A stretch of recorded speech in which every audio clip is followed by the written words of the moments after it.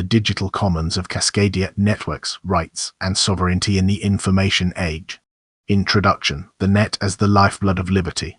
In every epoch of human history, the mode of communication has shaped the contours of freedom. The printing press gave birth to the Enlightenment and the revolutions that followed. Radio and television ushered in mass culture, mass propaganda, and the ability of a few to speak to the many. In our own age, networks and the public internet form not only the dominant medium of communication but also the hidden infrastructure of daily existence, our banking, healthcare, commerce, culture, education, and social bonds. To treat the internet as a mere service, a commodity to be bought and sold at the discretion of monopolies or governments, is to fundamentally misunderstand its place in the architecture of liberty. It is the bloodstream of civil society. To choke it, surveil it, or privatize it is to wage war against freedom itself.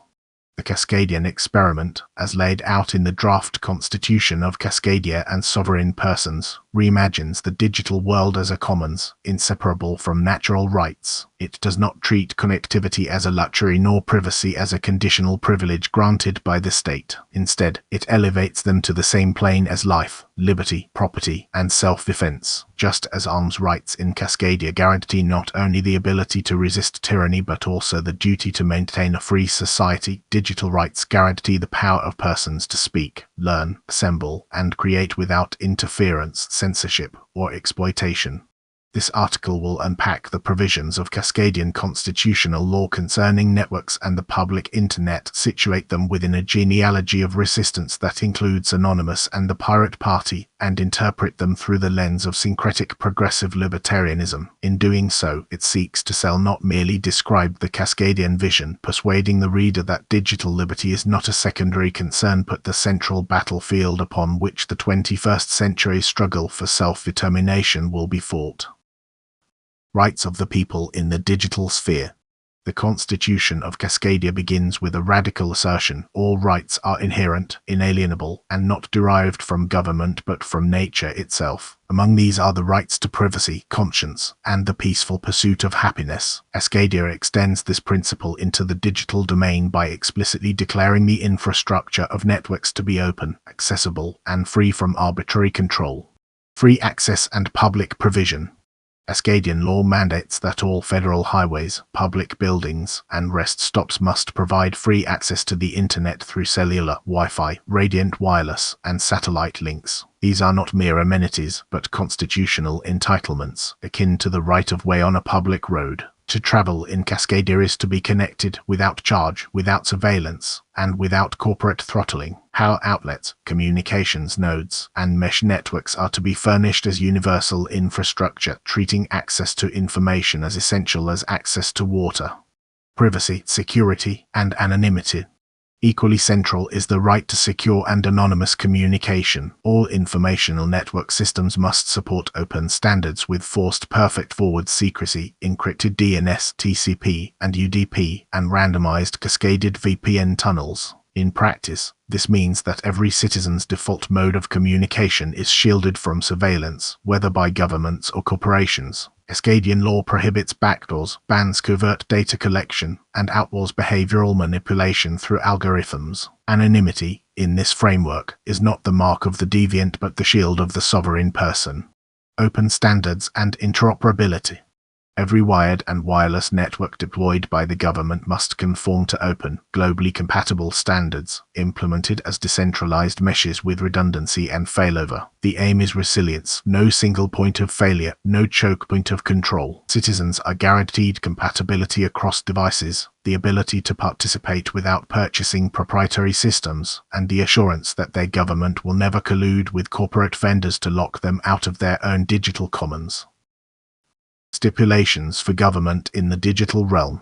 The rights of the people are mirrored by the obligations of the government. Where the people are guaranteed freedom and access, the state is shackled by transparency, openness, and strict prohibitions on coercion. Open source mandates. All government institutions must use open-source software, firmware, and hardware wherever possible. Schematics, source code, fabrication processes, and documentation must be made freely available to the people. Proprietary code is disfavored and permissible only when no viable open alternative exists. This provision ensures that no secret instructions, no hidden functions, no surveillance tools can be embedded in the tools of governance without public inspection. Algorithmic accountability.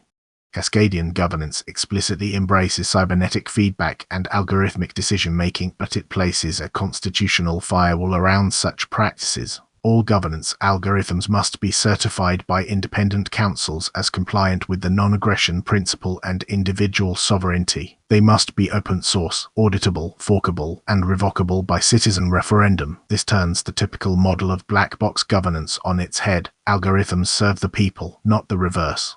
Transparency and radical disclosure. All public buildings must furnish blueprints, schematics, and electromechanical diagrams for public review. All communications protocols must be published, all infrastructure designed for interoperability. Even state security interests are subordinated to the principle of transparency, except in the narrowest and most time-bound cases where demonstrable physical harm would result. The Cascadian model recognizes that secrecy is the oxygen of tyranny and thus prescribes sunlight as the permanent disinfectant of power. Prohibition on manipulation. A striking clause forbids the government from implementing policies, interfaces, or algorithms designed to covertly manipulate the free will of persons through behavioral conditioning or subliminal influence. This is a constitutional rejection of the logic of surveillance capitalism and state psyops, which depend on nudges, dark patterns, and subconscious manipulation. In Cascadia, the dignity of the person's autonomous choice is sacred, and any attempt to subvert it by design is outlawed.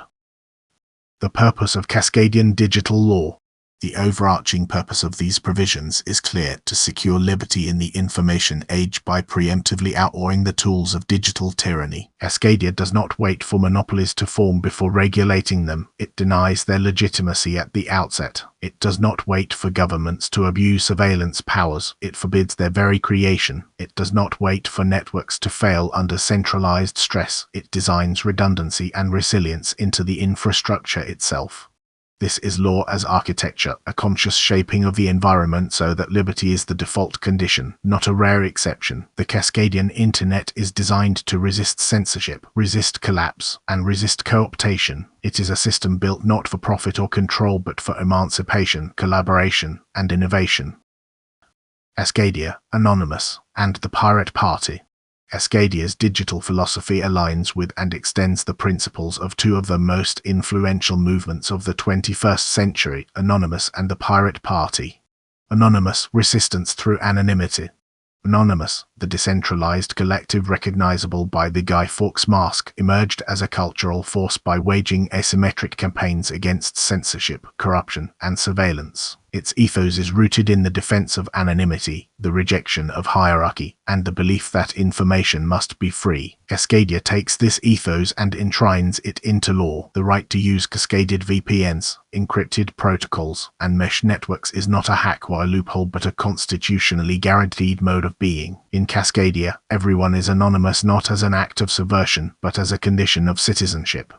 The Pirate Party, Commons and Transparency. The Pirate Party, founded in Sweden and replicated across Europe, articulated a political program centered on digital freedom, copyright reform, transparent governance, and the defense of privacy. Cascadia's constitution reads like a matured Pirate Party platform elevated into constitutional doctrine. Free access to the internet as a public utility, open source mandates for government, radical transparency, and the right to fork government code all resonate with the pirate ethos. Where the Pirate Party struggled to win seats in parliaments, Cascadia has embedded their ideals into the very DNA of its state. From movements to institutions. What makes Cascadia unique is that it transforms the tactics of Anonymous and the platforms of the pirates into institutions of law. Instead of living in the margins, in the cracks of existing systems, Cascadia builds a constitutional order where those cracks are the foundations. Resistance becomes governance, subversion becomes sovereignty. Syncretic progressive libertarianism. To understand Cascadia's digital philosophy, one must situate it within the broader framework of syncretic progressive libertarianism, a political orientation that transcends the left-right dichotomy by fusing commitments to equality, emancipation, and solidarity with commitments to decentralization, sovereignty, and voluntary association. The progressive pole. On the progressive side, Cascadia guarantees universal access to networks as a public good, ensuring that no citizen is excluded by poverty or geography. It treats information like clean air or potable water a right, not a privilege. It also mandates environmental sustainability in network infrastructure, aligning technological freedom with ecological responsibility. The libertarian pole. On the libertarian side, Cascadia decentralizes networks into meshes, guarantees anonymity, and denies the government the power to censor, surveil, or manipulate. It views the individual as the sovereign unit of digital life and ensures that no collective power, whether state or corporate, can override that sovereignty. The hybrid synthesis. The synthesis emerges in the realization that true liberty requires both conditions, universal provision and radical decentralization. A purely libertarian digital sphere risks becoming a playground of oligarchs and monopolies. A purely progressive digital sphere risks degenerating into technocratic centralism. Cascadia avoids both pitfalls by embedding progressive guarantees into libertarian architectures, ensuring that freedom is both accessible and secure. Selling the vision, why it matters. The provisions of Cascadian digital law are not abstract. They touch the lives of citizens, activists, entrepreneurs, and humanity at large.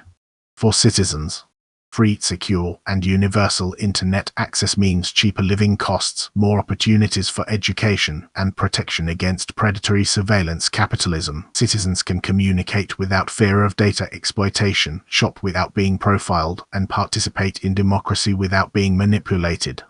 For activists, Cascadia offers sanctuary for whistleblowers, journalists, and digital dissidents. Secure communications, anonymity, and radical transparency ensure that truth can be spoken to power without reprisal. Cascadia becomes a haven for WikiLeaks-style disclosures, for investigative journalism, for movements that demand accountability. For entrepreneurs, an open-source mandate means a flourishing innovation ecosystem. Entrepreneurs can build without seeking permission from gatekeepers, fork government code for their own projects, and know that no patent troll or monopoly can wall off the commons. Innovation becomes iterative, collaborative, and unbounded. For humanity, perhaps most importantly, Cascadia offers the world a model of rights-based digital governance. In an era where China perfects the surveillance state and Silicon Valley refines the tools of behavioral manipulation, Cascadia lights another path, a society where technology is aligned with dignity, sovereignty, and liberty. Conclusion: Cascadia as digital beacon.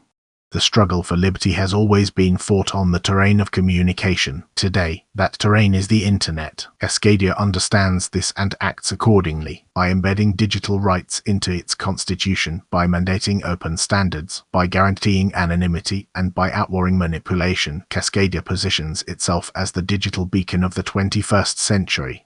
The world is at a crossroads. One path leads to the digital panopticon, a world of surveillance, censorship, and corporate feudalism. The other leads to the digital commons, a world of freedom, transparency, and shared sovereignty. Cascadia chooses the latter and invites the world to follow.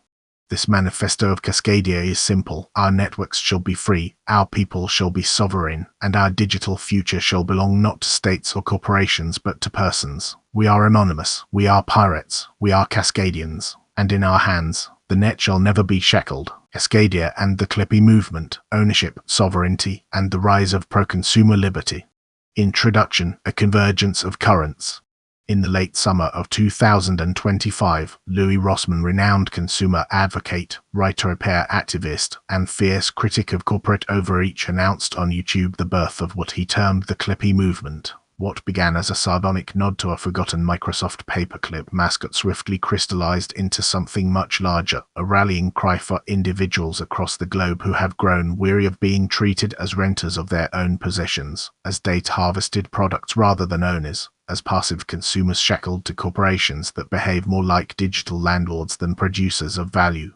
The clippy movement embodies a profound frustration but also a profound hope. It channels a refusal to accept planned obsolescence, lockdown devices, surveillance by default, and wealth extraction disguised as technological progress. At its heart lies a demand: return ownership to the owner. If I buy it, I should control it. If I use it, I should understand it. If I build it, I should be free to repair, modify, and share it. In short, sovereignty over possessions, sovereignty over data, sovereignty over self.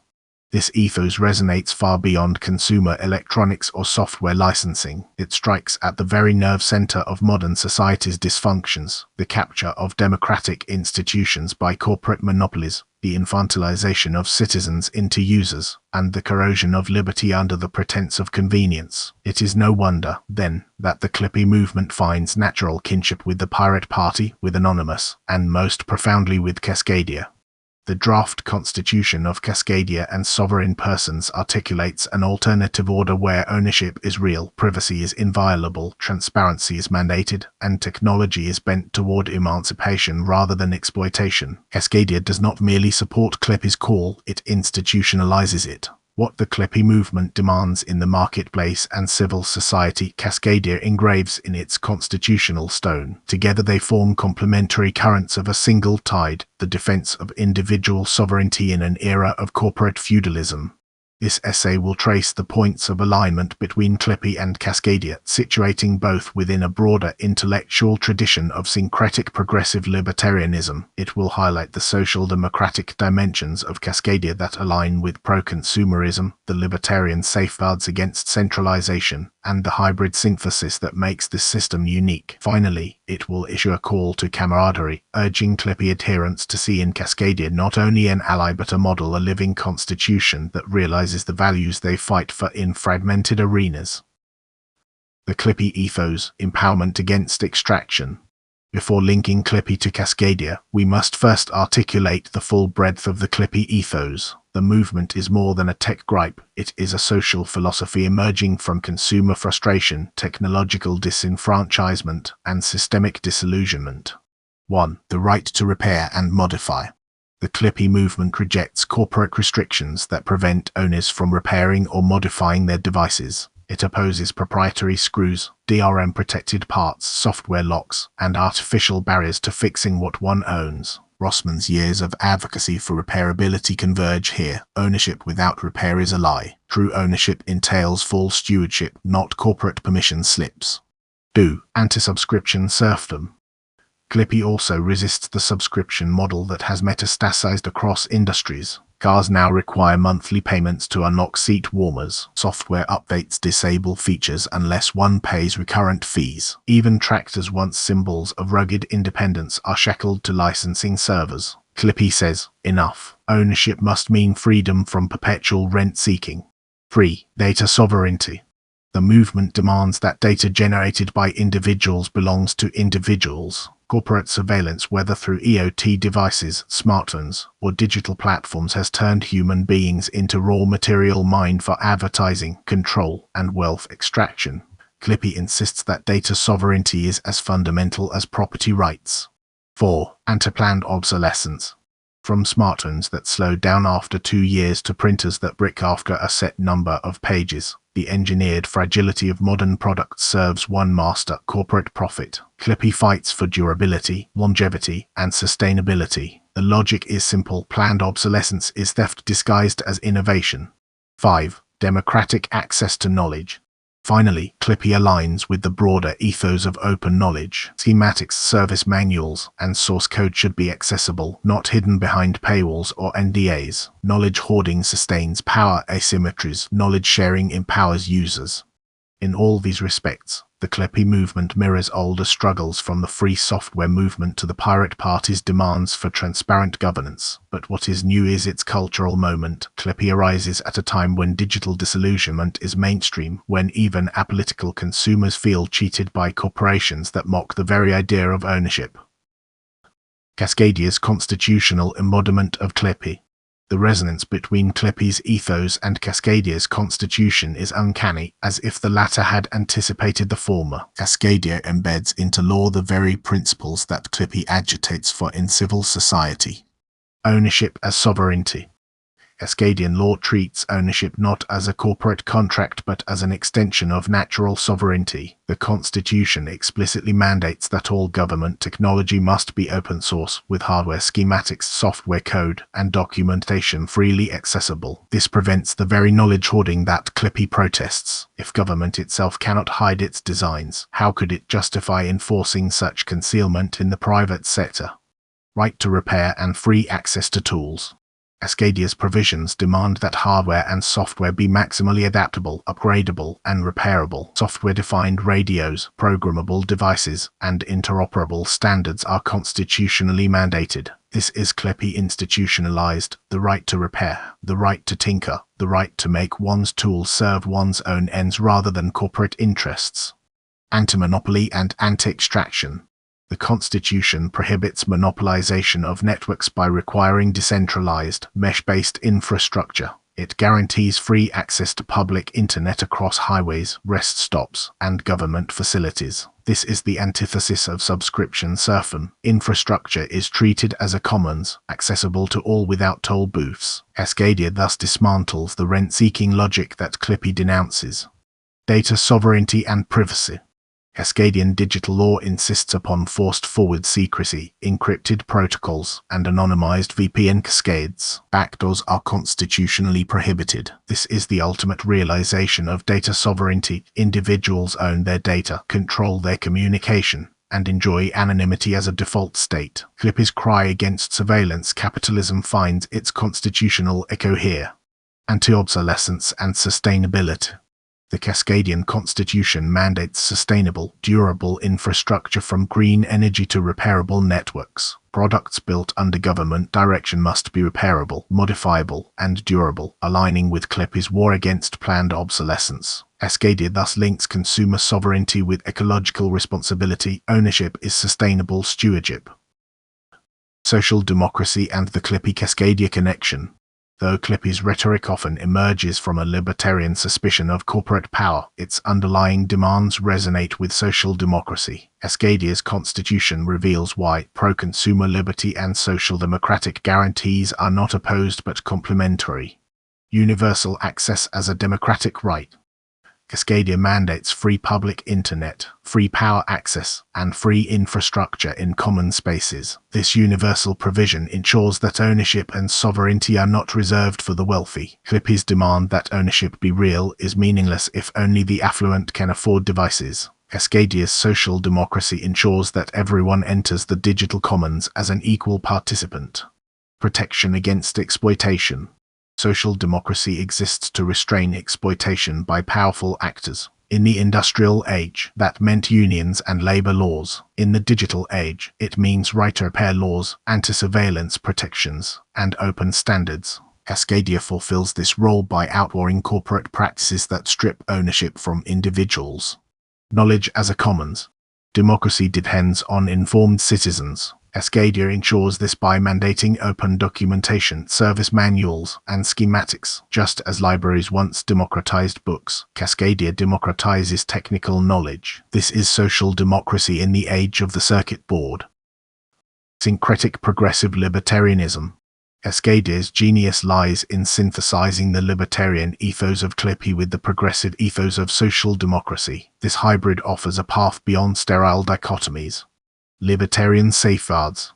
Cascadia enshrines decentralization, anonymity, and the right to resist unlawful authority even with force. It treats the individual as sovereign and prohibits the state from manipulating behavior through algorithms. This aligns with Clippy's libertarian suspicion of central power, whether corporate or governmental. Progressive guarantees. At the same time, Cascadia ensures universal access, ecological sustainability, and transparency. It treats networks as public utilities and ensures that the benefits of ownership and sovereignty are available to all, not just to the privileged. This is Clippy's ethos scaled to society at large. The synthesis. The hybrid emerges in the recognition that ownership and sovereignty require both liberty and equality. A purely libertarian Clippy would leave the poor unconnected. A purely progressive Clippy might risk bureaucratic control. Cascadia resolves the tension: liberty through equality, equality through liberty. Toward camaraderie, Cascadia and Clippy united. Movements gain strength not by isolation but by convergence. The Pirate Party, Anonymous, Clippy, and Cascadia are not separate battles but fronts of the same war, the defense of individual sovereignty in an age of systemic extraction. The task before us is to weave them together into a common fabric of resistance and construction.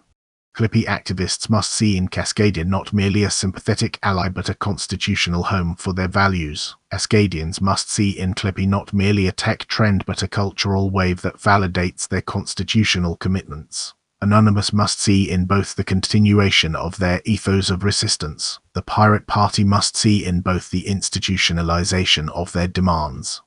The call to camaraderie is simple. We are owners, not renters, sovereigns, not subjects. Whether we fight DRM, planned obsolescence, surveillance capitalism, or government overreach, the principle is the same, and Cascadia offers the model of what it looks like when that principle is written into law.